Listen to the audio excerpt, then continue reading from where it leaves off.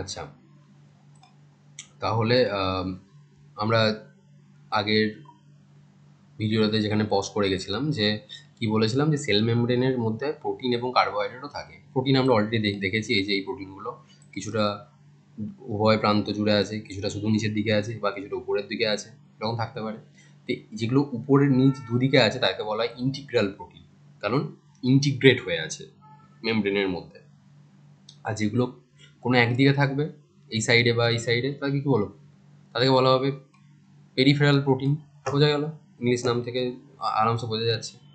আচ্ছা, আর কি থাকতে পারে? আর থাকতে পারে কার্বোহাইড্রেট। কার্বোহাইড্রেট এই এই ছবিতে কোনগুলো?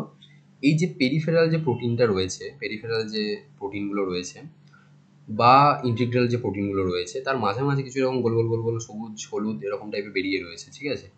এগুলোকে বলা হয় কার্বোহাইড্রেট। এগুলোই হচ্ছে কার্বোহাইড্রেট মলিকিউল।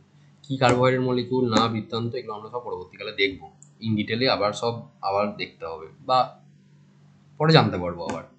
তো বা এগুলোকে আমরা কার্বোহাইড্রেট মইটিও অনেক সময় বলে থাকি, ঠিক আছে? মইটি কথাটা মনে রাখতে হবে, যে কার্বোহাইড্রেটের অণু বা কার্বোহাইড্রেট অংশ, এরকম একটা টার্মিনোলজি হিসেবে।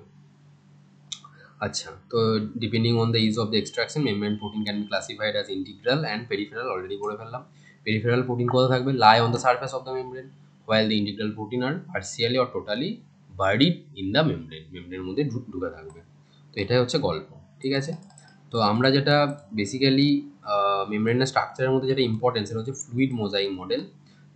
কারণ মেমব্রেনটা ফ্লুইড নেচার, কোলেস্টেরল থাকে বললাম আমি, এবং লিপিড থাকে, এবং এরা পরস্পর, এবং এটা বেসিক্যালি মানে শক্ত নয়, সলিড নয়, তাই ফ্লুইডিটি মেনটেন করে, এবং তার মধ্যে মধ্যে প্রোটিন আছে, তাই এটা ফ্লুইড মোজাইক মডেল। কে দিয়েছিল? বিজ্ঞানী সিঙ্গার অ্যান্ড নিকলসন। কত সালে? 1972। এটা বিশাল ইম্পর্টেন্ট কোয়েশ্চেন, পরীক্ষার সময় describe the fluid mosaic model হিসেবে কোশ্চেন আসতে পারে, বা কে দিয়েছিল, কি বৃত্তান্ত। সেখানে আমরা কি জানতে পেরেছি? সেখানে এটাই জানতে পেরেছি যে লিপিড, এটা আমাদের মেমব্রেন, প্লাস মেমব্রেনটা হচ্ছে লিপিড বাইলেয়ার, এবং এটা হচ্ছে কোয়াসি ফ্লুইড ইন নেচার, তাই তো? এবং lipid enables lateral movement of protein within the overall bilayer. মানে এখানে কি করতে পারে? এই লিপিডের মধ্যে যে প্রোটিনগুলো আছে সেগুলো বেসিক্যালি ল্যাটারাল মুভমেন্ট করতে পারে, মানে এদিক থেকে এদিক যেতে পারে। মানে এই ইন্টিগ্রাল প্রোটিনটা যে এখানে আছে মানে ফিক্সড নয়, কারণ কি, এটা ফ্লুইড তো, সুতরাং এ কিন্তু এখান থেকে এখানে আসতে পারে বা এখান থেকে এখানে আসতে পারে, এই যে জায়গাগুলো করতে পারে ও, মানে পজিশন চেঞ্জ করতে পারে, সেটাও এখানে বলতে চাইছে। And the fluid nature of the membrane is also important from the point of view of the like of cell growth, formation of intercellular junction, secretion, endocyte, cell division, etc. তো এই সমস্ত কাজের জন্য এটা কিন্তু ইম্পর্টেন্ট। তো এইটাতে এইটুকুই থাকলো, এইটুকুই আগে পড়ে দেখ কি বুঝতে পারলি না পারলি।